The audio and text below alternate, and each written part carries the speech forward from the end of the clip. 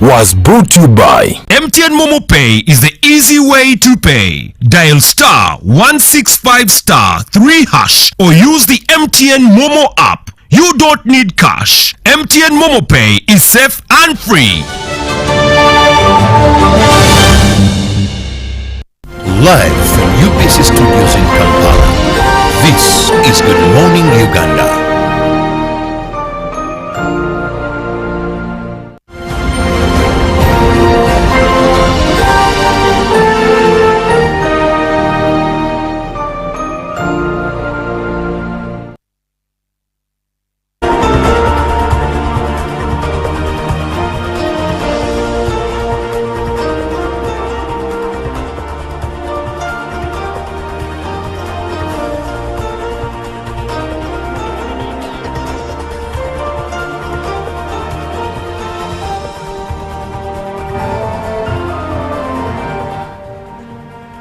Good morning, Uganda. My name is Irene Allen Namisango, and welcome to the GMU Tourism Express, where we talk about everything and anything about Uganda's tourism. Well, today it is a fresh morning, cold morning. It is a new month, and did you go anywhere throughout the weekend? A lot of things were happening in the weekend, like so many events were happening. Bachiga Nation, Vumbula Uganda, Explore Pianupe, so many things were happening. Did you travel anywhere, or you were at home just washing clothes? Or yeah, when it's time for the weekends, usually make sure that you go somewhere. Uganda is ours to travel. Uganda is uniquely ours to explore and see what nature placed here, in Uganda, and how do you promote your country, Uganda? Well, I'm here to take you through what is happening in the travel world in Uganda, like what is trending, what happened last week, throughout the weekend, and diving into the travel news. Yes, there's some big things that really happened last week, and I bet that you would really want to know what happened last week. And the first thing that happened that I would want to take you through or to tell you about is that Uganda Tourism Board again organized the Uganda Mombasa Press Conference at 4 Points by Sheraton. Here, this conference was aimed at talking about the partnerships. How does Uganda partner with Kenya? How does it partner with Mombasa to see that they promote this destination as one destination? And then the ambassador, His Excellency the Ambassador, expressed his gratitude to Uganda Tourism Board for the farm trip that they gave the Kenyan tour operators. Remember, two weeks back, Ugandan tour operators were also in Kenya, taken around Diani, Mombasa, just to see, we want to see how do we promote Uganda and Kenya as one single destination. Like if you have a client coming to Uganda after the gorillas, tell them about Mombasa, tell them about Diani, tell them about that was about what Uganda Tourism Board was looking at, and I'm very sure this is going to work for us. This is going to promote Uganda's tourism, and we shall be working together as complemented destinations. Again, what happened last weekend, I can talk about the Vumbula Vumbula Uganda Festival. It happened at Kazi Resort in Busabala, and this is a festival where people come together to celebrate Uganda's culture. Like here, so many events are happening in Uganda. Like people are coming up to celebrate, to have fun, entertainment. But that one festival that comes to celebrate Uganda's diversity. Uganda has more than 56 cultures. And then, when we come together to celebrate this diversity through entertainment, and it becomes a lot of fun and also educational, and we learn a lot. And the theme was culture. So many people showed up, wearing up different cultural attires. It was fun, and it was worth experiencing. Taking you through the attraction in Uganda, like I told you, my role is to take you around Uganda at the comfort of your sitting rooms or office where you are. Like we take you around Uganda to know what is it that Uganda has that you've not known before, or probably you knew it, but we have to remind you about the beauty that there is to know about Uganda. Today we are taking you to the northeastern part of Uganda in Kotido, and the place we are talking about is Nakaperimoro village. This is East Africa's largest village. It is one of the last remaining rural tourism villages in East Africa. If I'm to compare this place, I compare it to Mondari in South Sudan, Omo village in Ethiopia, Masai land in Kenya and Tanzania, and this place is still not tamed, like people are not yet visiting it because it is still remote and people do not know more about it. While Western Uganda takes a lot of the share of the visitors because it has the gorillas, it has the big game, it has the primates. The remoteness you find in Nakaperimoro is unique. You cannot find it anywhere. Nakaperimoro, first of all, is a home to the GA. This is a Nilotic speaking ethnic group. It is among the Kejongs. The Kejongs are other groups. You talk about the Dodos, the Toposa, the Karimajongs, and then the GA specifically stay in Nakaperimoro. This is one of the most remote areas that you're going to visit. Diving into the GA, these people are interesting, man. You guys need to be here and see these people. The way they live, the way they take on their lives, they live in the manyatas, of course, because they're semi-nomads, and then they had that culture of moving around, like to look for better pastures and water for their cattle. So they still live in those huts, but manyatas simply means a group of huts under one fence. And then you find a group of huts with one man, one GA, could be like with 5 wives, and they are all under one fence. So he just has to move around. Today night sleeps here, the other night sleeps here. I don't know whether Kampala people would stay there, man, because these guys, their life is interesting. But again, also the GA, to them they believe that the cow or the cattle is their God.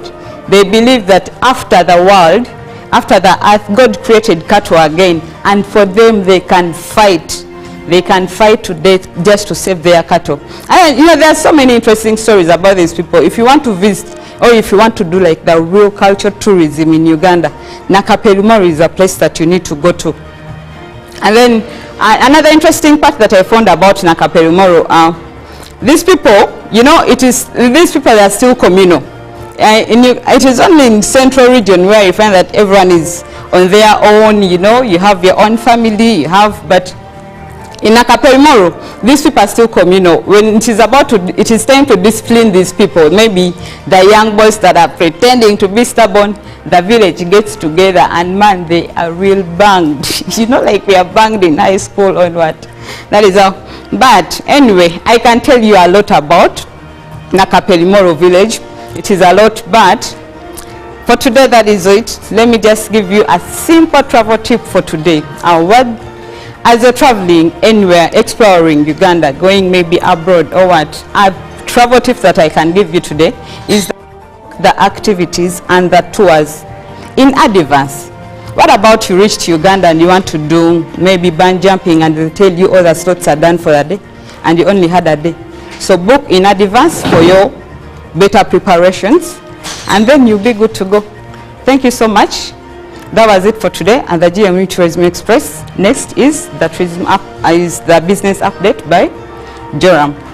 Thank you. The name of the village that you've actually mentioned. Nakaperimoro. Nakaperimoro. Okay. I think it is some place I would love to visit one time. And for the viewers out there, as you're definitely seeing what is on your screen, that is something you should be very much interested in viewing. As of now, it is time for us to check out what is making headlines from the world of business.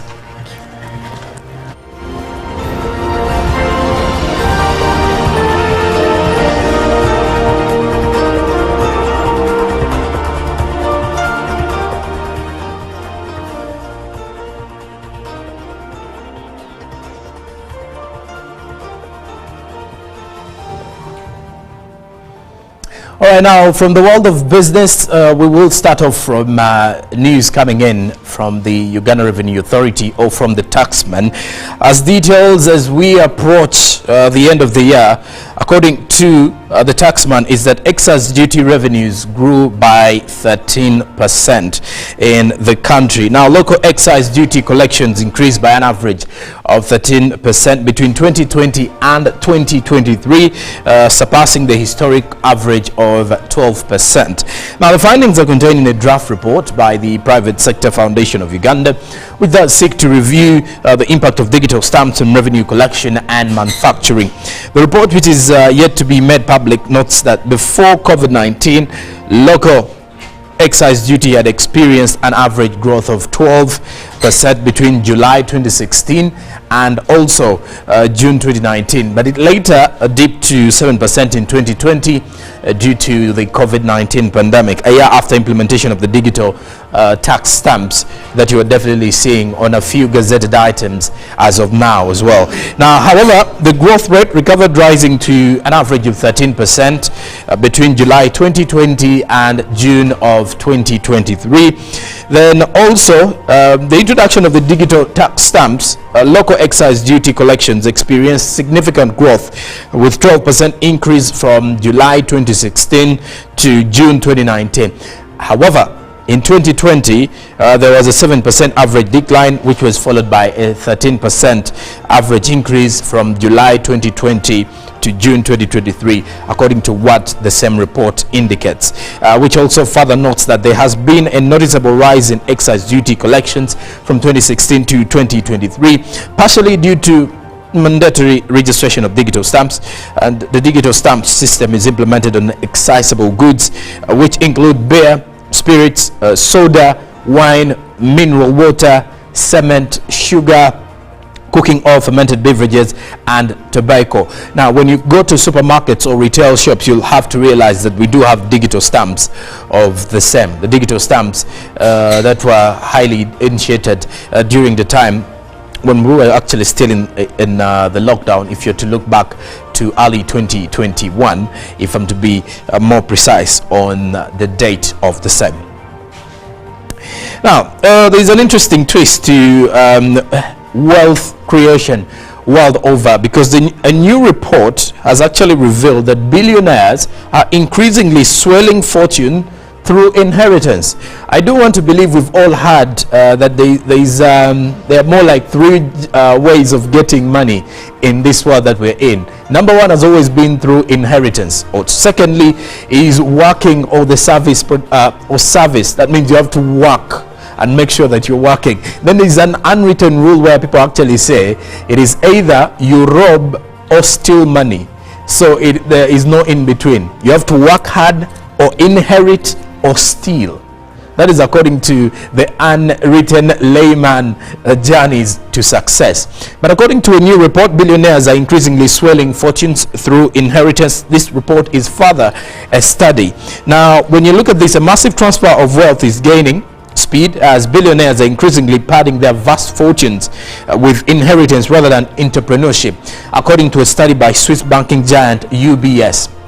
That it does seem like most of the people are not generating money from just businesses. It does seem like businesses that are rather inherited are breeding more billionaires in the world today, or people are making more money through inheriting rather than other avenues of the like. Now, like I did mention, the layman journey to success, that is not well stipulated, but according to the normal conversations of some people would definitely be you have to inherit, and then entrepreneurship or working hard, and then the other unwritten unethical way of just taking it away from someone, something that is non-advisable, by the way. But when you look at this, over recent decades, the number of billionaires has ballooned, with surging entrepreneur activity within tech and other areas, ushering fresh members into super wealthy clubs. But in its 9th annual report on the world's billionaires, UBS noted a significant shift in the way such fortunes are being made and expanded, because according to them, the heirs to billionaires are gaining prominence, according to this particular study, that the billionaires who have been in place are definitely pushing the road onto the next person, onto the next of kin, who in this particular space is the heir of the crown of the billionaire. So according to the study, it does seem like billionaires are only, most of the billionaires that are rising in the world today are through inheritance. Now, lastly, from the world of business, we check out the forex market. As you're heading out to exchange some of these currencies, how will you find the various currencies and how are they trading? By the look of things, we start off with the US dollar here, courtesy of the Bank of Uganda, buying by close of business 1st December, that was Friday, buying a US dollar was at 3,814.33, while selling was at 3,824.33. And the changes were seen later on in the evening as closing saw the US dollar buy at 3,800, then selling was at 3,810. The Great Britain pound was buying at 4,804.34, while selling at 4,816.98. And then the euros was buying at 4,145.42, while selling at 4,156.32. And then moving forward to the Tanzanian shilling, buying at 1.51 Ugandan shillings, while selling at 1.52 Ugandan shillings. And then lastly, the Tanzanian shilling, rather the South African rand, was buying at 201.92, while selling at 202.45. Interesting if you come to think of it, as you're heading into the forex market. The world of business seems to be very much alive when it comes to the fact that we are into the festive season, where the night economy seems to be very busy now, because by the look of things, people are only closing their businesses, more so those who are operating in the night, at around 5 in the morning. So for the bars and the entertainment places all over, get ready to make some money and tap into the other different currencies that are likely to be coming in from Ugandans that have been settled from abroad. I'm Jerome Paul Sonko, and that is it from the world of business this very morning. Till tomorrow is when I will be returning to give you more of the GMU business updates. But as of now, it is time for the traffic updates with Chantal Oliver Kandinda.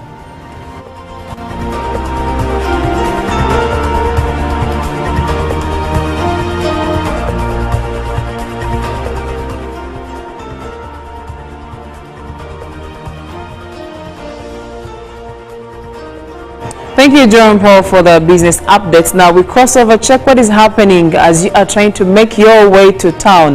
Now the unfortunate bit is I cannot give you every part of town, but I'm going to try my best to give you snippets of where you can pass as you're trying to make your way to town. Do note that it has rained heavily this morning, and the expectation is there will be too much traffic. Now, right now, I am standing at the junction that connects you to Nakawa, connects you to Chinawatakambuya, connects you to Ntinda, and also brings you to town when you are trying to join the Ginger Road Highway. Now, I am at the junction that has also Spear Motors, and that junction, as usual, is mad with a lot of traffic. If you are coming from Ntinda, you just have a bit of holdups, especially in the middle there. Ntinda Road has quite some tight jam as you're trying to make it to this particular junction that has Spear Motors. If you're trying to make your way to the URA Tower, you're going to find a number of holdups in the middle there. Also, if you're trying to join Chinawataka Road, the traffic seems to be a little bit slow. So just in case you're using that route, you either should have moved earlier or brace yourself or communicate earlier that you are going to be running late. Now, as we cross over trying to get to town, I'm looking at if you're coming from Katalima Road, especially trying to join the junction, there is jam right there. So all the way until you get to Nakawa Market, the areas around Nakawa Market also have a lot of jam, as you can see. But after that, as you're trying to make your way to Lugogo Mall, or the road that goes past Lugogo Mall, you are going to find no traffic until you reach the junction that has Lugogo Mall or that takes you to Forest Mall. You will be finding some bit of traffic and of course a bit of a hold up. But as you're trying to continue to make your way to town, you will find it a lot easier to move until you are approaching the junction, or until you're approaching the roundabout that we call the Ginger Road roundabout. Some call it the Airtel roundabout. Name whatever you want to call it, but that junction, that very roundabout, the one that takes you to Wampeo Avenue but also takes you to industrial area and also continues on Ginger Road, that is the roundabout that I am referring to. There is a lot of traffic on there. so you might want to brush yourself. If you have inside routes that you can use, especially inside Wampe or inside Kololo, upper or lower Kololo, if you have some of those routes that you can use, maybe you might want to think about using those. But also, in most cases, because those routes are small and very many people also opt for them instead of the main, you're likely to find some traffic. And as I can see right here, you're actually safer to use that route because Upper Kololo seems to be okay until you're trying to join Lugogo Mall side or First Mall side. So maybe you might want to think about using that route now. Crossing all the way as I'm trying to make my way to town, I'm trying to get to Kampala Road, for example.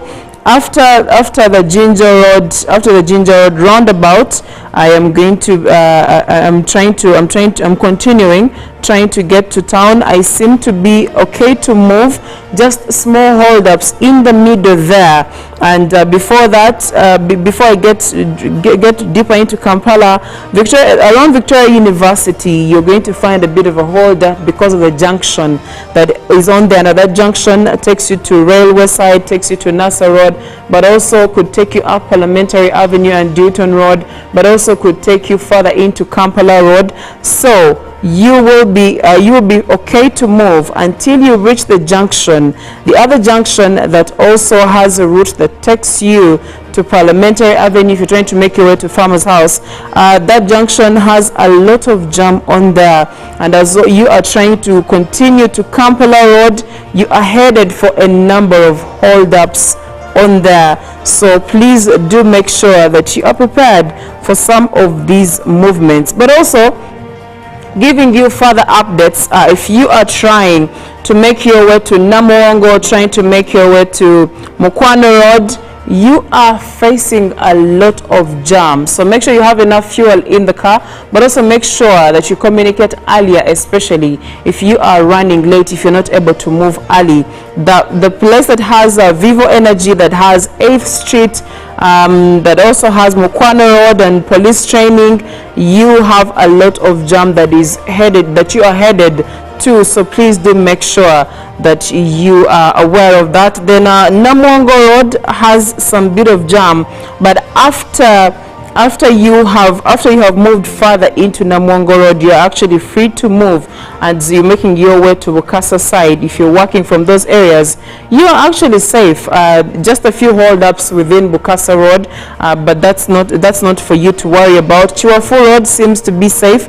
Gaba Road, the line that has KIU, the line that has Galaxy, those lines seem to be okay to move. The traffic is really not as bad as you would have imagined. But if you're trying to make your way to town, the biggest challenge you will be facing will be at the Ginger Road roundabout, and also the different junctions that we are seeing if you're trying to cross through to get to Kampala Road. Well, that is it for the traffic updates. Please do make sure that if you go through areas that usually flood, you try to check beforehand so that your car does not get stuck. Also, if you're not someone that is driving, you're probably using a bike or a taxi, whichever means of transport you are using, please be mindful that some of Kampala roads flood, and when they flood, some of the potholes are also dangerous.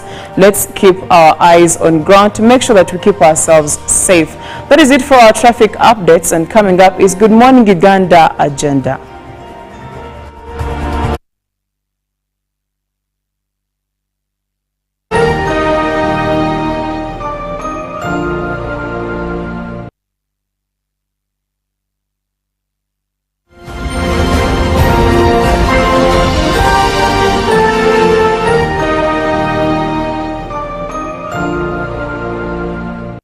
Live from UBC Studios in Kampala, this is Good Morning Uganda. Pick of the day on UBC.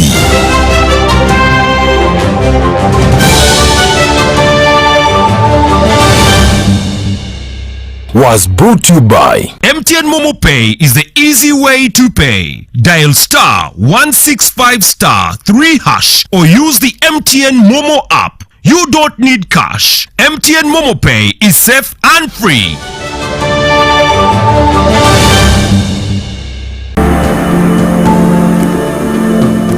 city market lies in 4 acres of land with a population of about 4,000 registered market vendors who are doing business in this facility.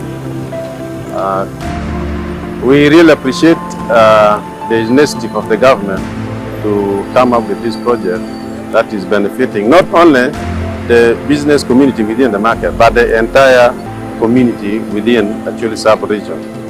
When you look at the market previously, the market used to be not like this one.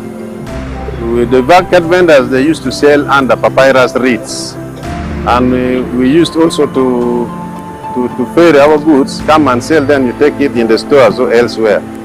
But now, due to this infrastructural development, the vendors now, they are able now to sell, cover your goods, leave it there, and you come and get it the next day when it is safe. The safety of our goods and the convenience of doing business has improved greatly. That makes the local community very, very, very happy when they are doing business in the market now. I want to appeal to my fellow vendors and the community, of the entire Chile sub-region, that we need to embrace and support the government so that they continue also bringing us more development in our region.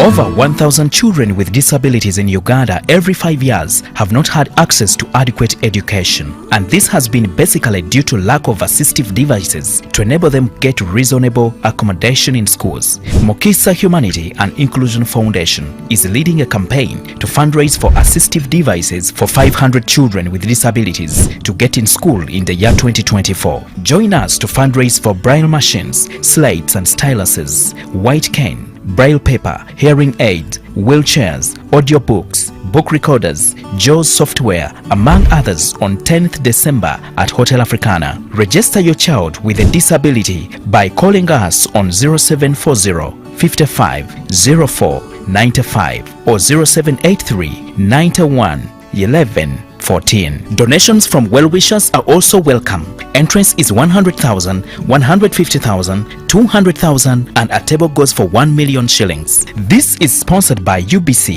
Mokisa Inclusive Schools, Mokisa Nasaran Primary School, Herona Hospital, Msafiri Tours and Molia Foundation. Live from UBC Studios in Kampala. This is Good Morning Uganda.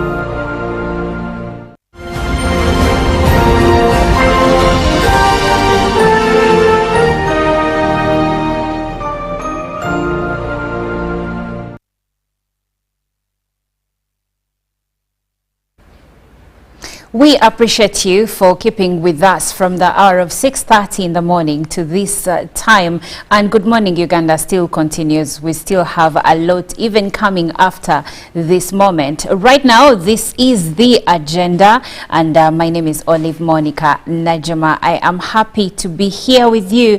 And of course, I am happy that we are going to be extending the conversation that we've been having for a couple of weeks now. And that is the conversation about HIV/AIDS, and we know that as a country we have come a long way as regards HIV/AIDS. Like I shared last week, right before the International AIDS Day, which was on 1st December 2023, I shared that in the 90s we were at an infection rate of 18%, but as we speak now we are at an infection rate of 5.1. That is still a high number, but it is still low, way lower than what we used to experience years ago. So here we need to commend the government and of course our development partners and even ourselves for the concerted effort we have put in to ensure that we bring the numbers even down. As we speak today, a lot has been achieved in the area of treatment. There is a treatment regarding HIV/AIDS. We have ARVs. Just last week the vaginal ring was given a green light in the way to prevent HIV/AIDS, and of course we have the post-exposure prophylaxis and pre-exposure prophylaxis. All of this is aimed at ensuring that we prevent and also treat HIV/AIDS. It is said today that having HIV/AIDS is no longer a death sentence. It doesn't mean that go out there and be reckless and live your life without any care, but it means that if you did test and find out that you're HIV positive, you should not sign your will and say, I am done, I'm dying in the next 6 months like it used to be in the 90s. No, today you can even live 10, 20, 30 years healthy. You can even have healthy children because we have done a lot of work in regards controlling and curbing mother-to-child transmission at birth. So there is a lot that has been done, and as a Ugandan, I commend you, I commend the government, I commend myself, because all of us have done something to ensure that we curb the infection rates and also that we treat our people so that they live a more meaningful life. But this conversation still continues. I know some people are like, but International AIDS Day was on Friday, so why are we still having this conversation?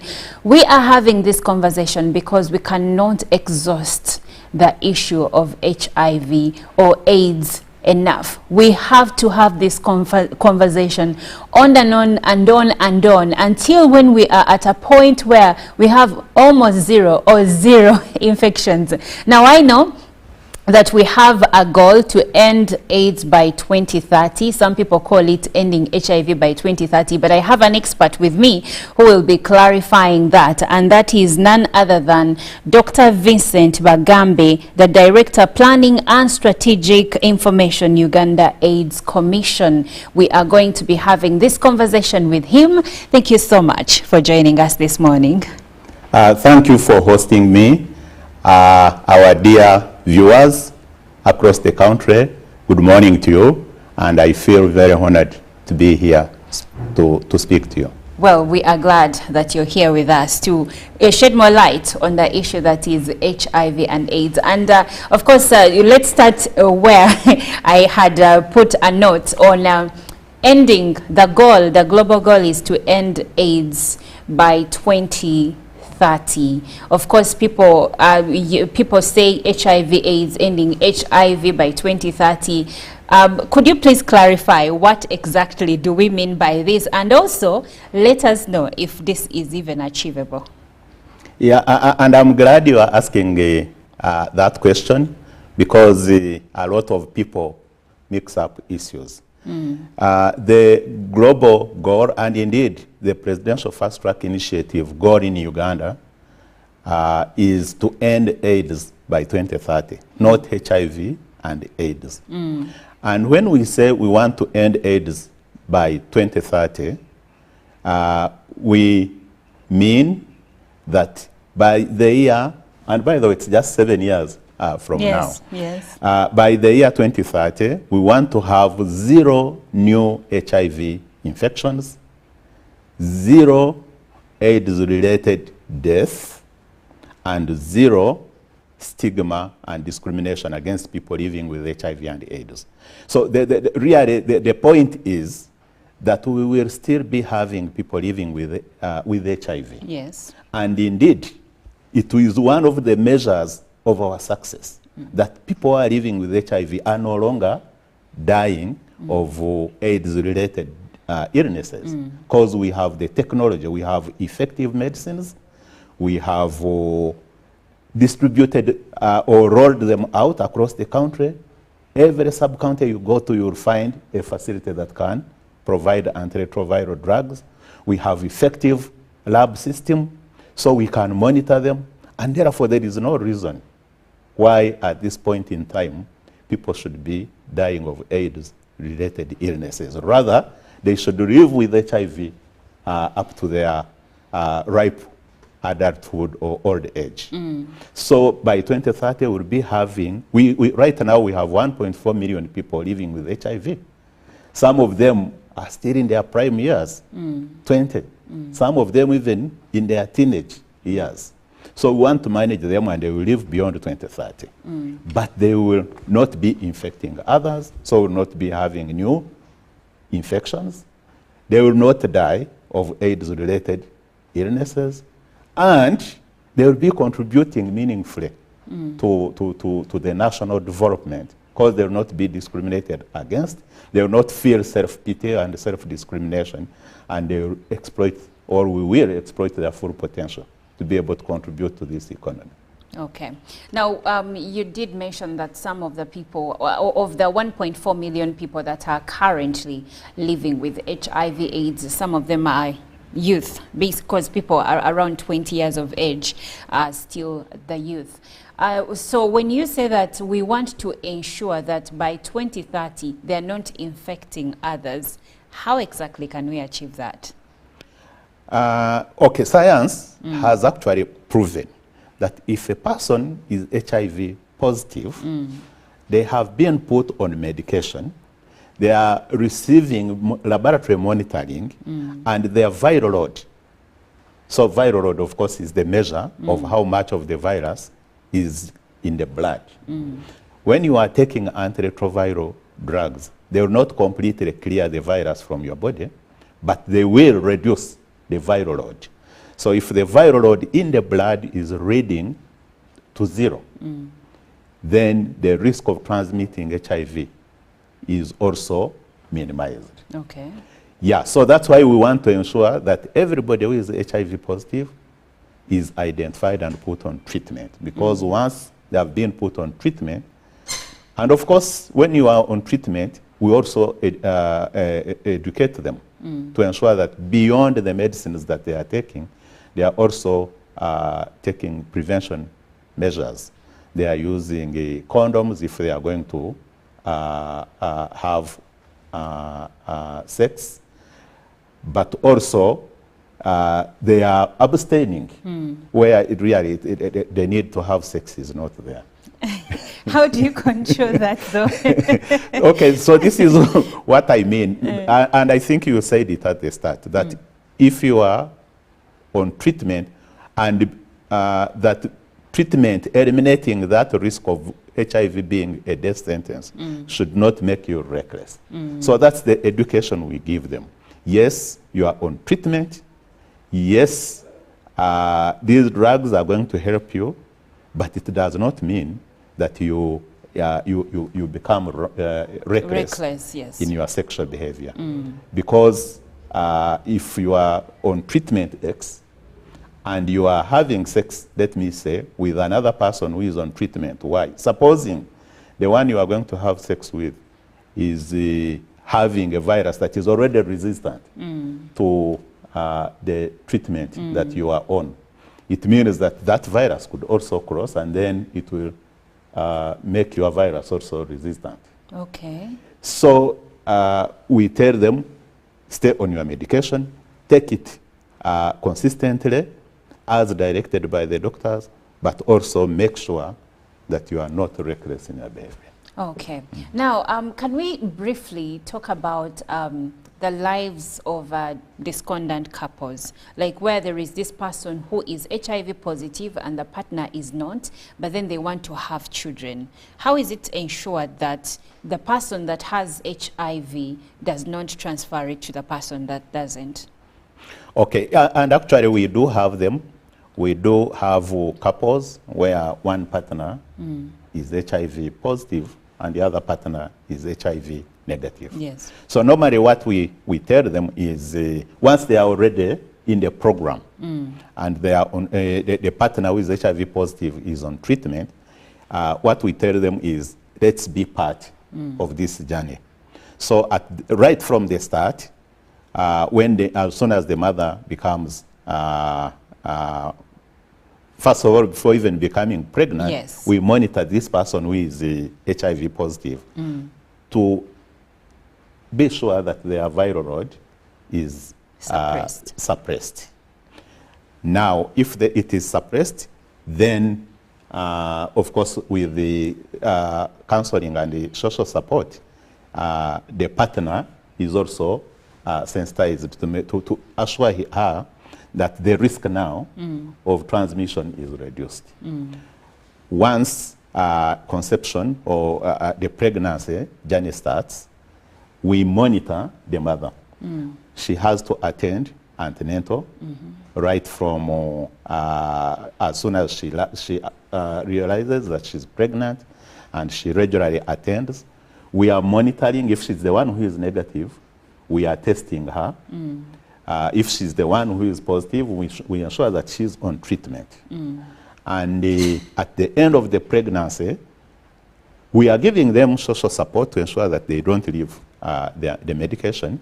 At the end of the pregnancy, we test the baby and also support the baby to ensure that he or she is not infected during breastfeeding. So it is monitoring the level of infection in the infected partner, supporting them through antenatal, making sure that they don't leave their medication, and then monitoring at the point of delivery, making sure they are delivering in the health facility, monitoring the baby, and you know, there is also the medicine that we give at birth to the baby to reduce also the risk of the baby acquiring infection. Through breastfeeding. Yes, and we've realized that when you go through this, up to 99% of the babies born of either of the HIV positive mother are HIV negative. Okay.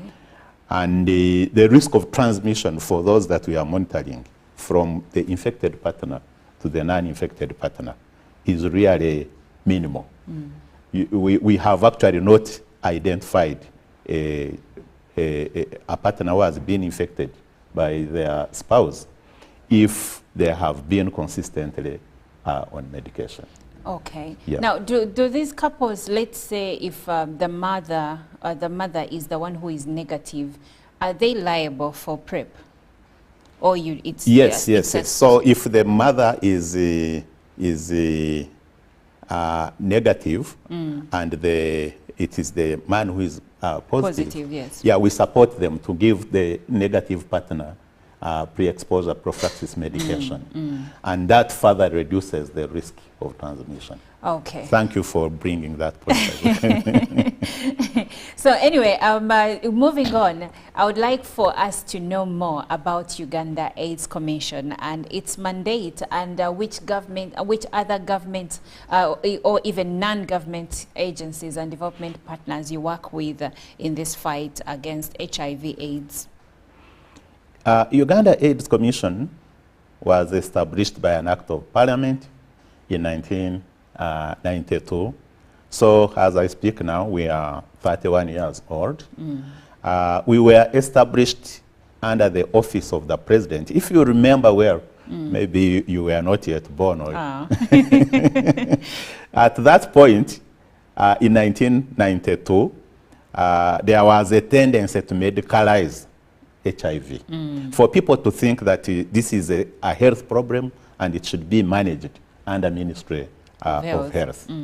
But because of the visionary leadership of His Excellency the President, and of course the leaders at the time, the other leaders, it was quickly realized that this problem needed a multi-sectoral approach to address it.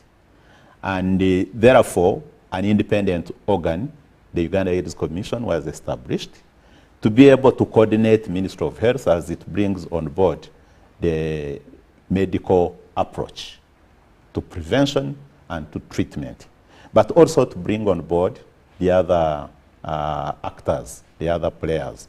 And here we are talking about the religious institutions, because there was a lot of counseling and behavior change that needed to be preached by people who could be trusted by the community.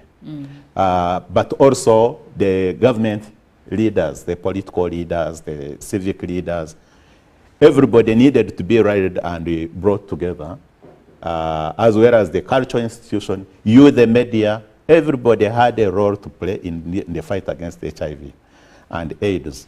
And the body that was established, which is Uganda AIDS Commission, its role was to coordinate all those. And we've done this for the last 30 years. In doing so, of course, we have a central secretariat with the board, but we also then work through structures. If you see through the government institutions, we have AIDS coordination committees in each and every government sector. If it is a ministry, it is a ministerial AIDS coordination committee. If you have a district, we have a district AIDS committee.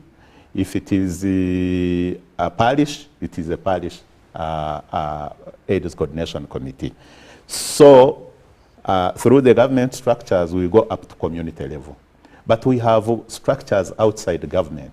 For example, the institution of people living with HIV and AIDS is also represented. It has its own coordination structures, and it is represented at the board of Uganda AIDS Commission. The religious institutions, the same. So every actor, we identify the constituency. Parliament is also considered as a constituency because it has a role it plays in the legislation and development of policy around HIV.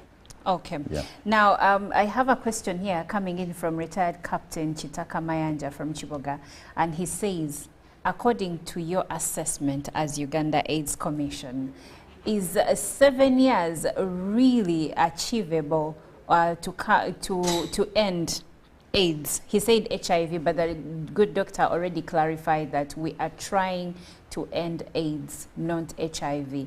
And he says, will this be achieved in 7 years completely, or you're only trying to assure us? Okay, no, I'm not trying really to just give a political talk. This goal is achievable. This goal, again, remember, what do we want to achieve? 0 new HIV infections, 0 AIDS-related death, 0 stigma and discrimination. And we are not aiming to eliminate everybody living with HIV out of Uganda. That's not our goal. So it is achievable in a way that, and at the start again, you mentioned that in the 1990s, the HIV prevalence was in the regions of 18%. It has now reduced to 5.1%. That's not a mean achievement.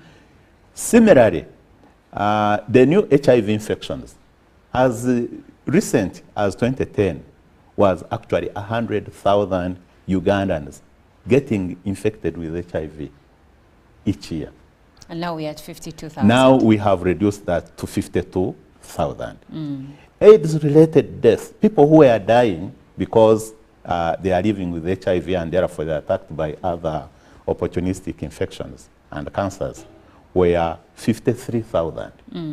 That figure has now reduced to 17,000 as of December 2022. Those who died in 2022. And we also see actually that stigma and discrimination has reduced. We think now the self-stigma, an HIV person feeling self-pity that people don't like me because I'm living with HIV, has reduced to about 11%. It was in the 90s, they were not measuring it, and in 2010, consistently. But I think the first measure identified it to be at around 30%. Oh. So it has now reduced to 11%. Yes. Stigma, being stigmatization by others, a person who is not living with HIV and AIDS, to think that, or to stigmatize a person who is living with HIV and AIDS, has also reduced now to about 7 to 8%. So we see progress. However, we also realize that the fact that we will not be able to achieve this alone. It requires the concerted efforts of each and everybody. All hands must be on the deck. Whether you are a head of a family, if you are communicating to your children, you must have that in mind. You are communicating so that we stop the spread of HIV in the community. If you are a religious leader and you have given 100 sermons and you have not talked about prevention of HIV and AIDS, really you are not contributing to the road of ending AIDS. A journalist, I am glad that in this period towards and around the World AIDS Day, all media houses have come out really to spread this message. But it needs to go throughout the year. Yes. Not We to don't come wait for on December. exactly. Let's not only wait for 1st of December. Yes. Let it be consistent and on and on. And it is needed more than ever before, because as you know, the last mile is always the more difficult one. But if we are working together and we are consistent and we help especially the young people who didn't see the bad picture of Who didn't AIDS. see people dropping Exactly. dead, We didn't see people wasting dropping away. dead. We didn't have to travel every weekend to the village to bury their loved ones and their relatives. They need consistent and accurate communication That's for true. them to realize and therefore change their behavior towards our goal. Okay, and now I have another comment coming in through from still from Phillips from Karamoja. He says that, good morning, I appreciate the effort by government to reduce the spread and prevalence of HIV and AIDS in the country, and more, the commitment through the global funds. However, there are some weaknesses that government should pay attention to more. He says, number one, the law on governing operation of bars in the country is not followed. Young boys and girls are allowed in discotheques. Alcohol sale, which is openly done, and young boys get lured to sexual bait. And he also mentions that there are NGOs that are thought to implement HIV and AIDS sensitization but are not doing it. I don't know how true that is. But he ends up asking a question: can schools be supported to implement the PISY program? Do you know about it? He's saying, can they be supported to apply this program effectively? And he adds on that schools have completely ignored this program and it has been very helpful to children. Tell us more about this program. First and foremost, the issue around entertainment places and the risk of spreading HIV. Yes, through studies we have actually established that if you are talking about hotspots, the bars, the discotheques, first of all, they attract the young people, then the employees there are young people, and then they attract people with money, sometimes who are migrant, who are not at home, and therefore the social controls are not there. So we established that actually those are hotspots for spreading HIV. Yes. And we have worked with the owners and the district authorities to the extent possible, for example, to put condom dispensers. Because once they reach there, what they do, you can't control it. But at least then let's be sure that in case they need a condom, they are not going to put their lives at risk because they have failed to find a condom. I've actually seen this happen. Exactly. So in most of these places, if you go to the yes. washrooms, you'll find condom dispensers. Yes. And that's one way of acknowledging that there is a risk here. And please, young people, take advantage and use the condoms. But about the not implementing the government laws and the bylaws about alcohol sale and when it should not be used. Of course, that is beyond us. Yes. I would appreciate if government takes it up and supports us in that aspect. Okay. His other point was? The PISY program? The PISY. Yes, yes, the the PISY program, as if you may recall, it was another presidential initiative to have interventions in schools that, first of all, create awareness about HIV and also prevent the spread of HIV in school settings. And we had talking compounds, we had teachers talking almost in every subject. There would be a session or a lesson about HIV and AIDS. And that really helped us to disseminate messages to young people.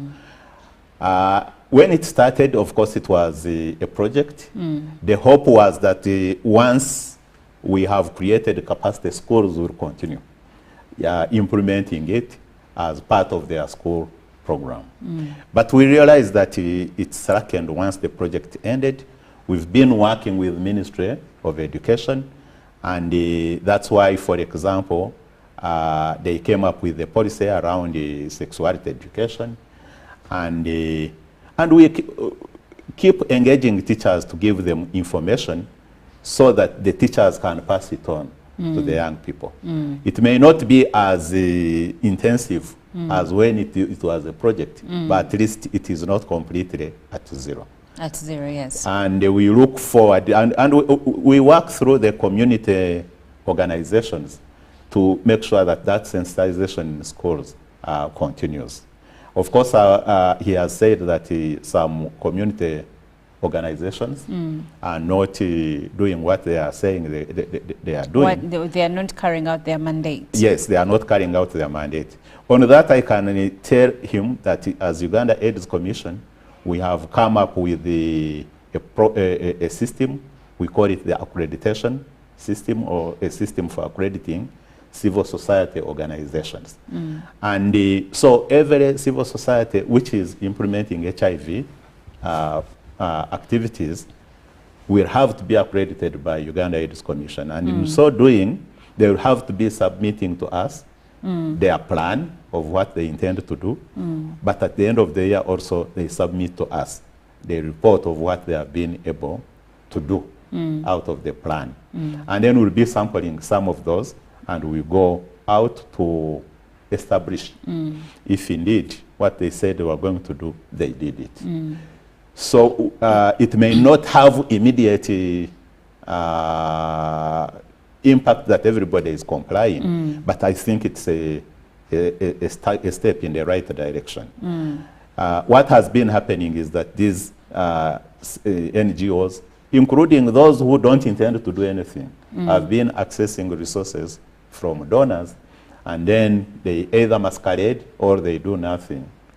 And the few that do nothing actually spoil the name of the many that are doing something. Because I know most of these NGOs and CSOs in Uganda are actually contributing positively. But to the fight? Yes, to the fight. But there are a few, maybe 3 per district, or a few bad apples. A few bad apples that might be spoiling the game. Yes. And those ones, their days are numbered, because once we roll out this system, we'll be able to weed them out. Okay, I would like for us to talk about government measures, but before we delve into that, I have one more comment I would like to share with you. And this one says, thanks for the program. My concern is the confidentiality of medical information. I have with me a paper bag that I got from a roadside market in Mubende. You know how people buy like cassava, pancakes, and it is wrapped in some papers. And he says the paper is dated February 2018 and has data. It is a data collection center document with details of venue, name of persons, mother's surname, age, sex, district, sub-county, parish, village unit, unique ID and HIV status. And he says this is quite disturbing and very unfortunate that medical documents are handled this way. This may hinder the fight against HIV. What do you have to say about that? I would say that this is unfortunate because the government policy around data protection and the confidentiality of our patients is very well documented. And as the doctors, for us, we have actually what they call a Hippocratic oath, which we sign before we start practicing. And sign or swear upon. Why is it called hypocritical oath? The person who first drafted it, his name was Hypocrite. Okay. It is named against that individual who drafted it. And so all health workers know that protection of individual data and the personal confidentiality is at the core. It is what makes the patients trust us to share with us their inner information, which in turn helps us to know how to manage their disease problems. So if indeed it's true that the health facility collected data and did not safeguard this data, and it, even to the extent that it went to wrap pancakes and muhogo, it's unfortunate. How I wish actually it could be brought to the attention of the district that is supervises, oversees the health facility, so that that problem is addressed once and for all. Well, Doctor, like you said, we cannot exhaust this topic in one sitting, and unfortunately time is against us. But what would be your parting shots to our viewers?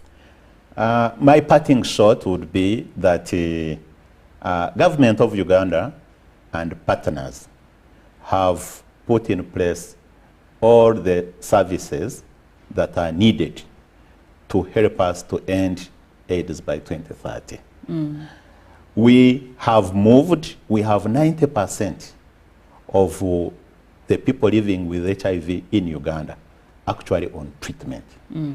We have the 10% who we don't know where they are, and most likely they also don't know that they are living with HIV and AIDS.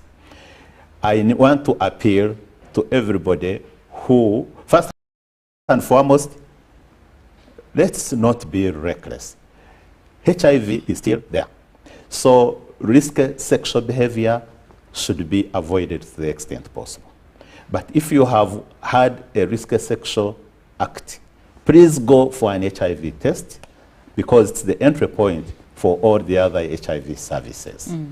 Let's talk to our young people. Parents, the young people have come for holidays. Let's use this opportunity to talk to them about the risk and dangers of acquiring HIV and the mechanisms for avoiding HIV transmission. Let everybody be responsible.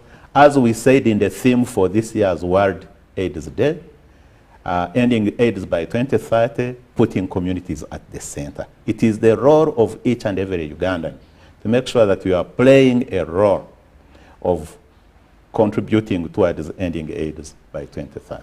Well, thank you so much, Dr. Vincent Bagambe, for having this conversation with us. And like he said, every one of us is supposed to play their role as a parent, as a guardian, as a sister, as an employer, as a teacher. All of us have to sing the same song and put our voices together so as we can achieve the goal to end AIDS infections, to have 0 AIDS infections and deaths by 2030. My name is Olive Monica Najuma. I've been speaking to Dr. Vincent Bagambe from the Uganda AIDS Commission. We will have him here again some other time, but for now, from me to you, I'm saying have a beautiful day. Ruben Impima is coming up next with sports updates.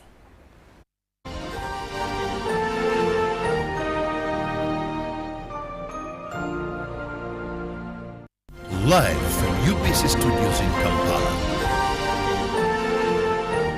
This is Good Morning Uganda. Over 1,000 children with disabilities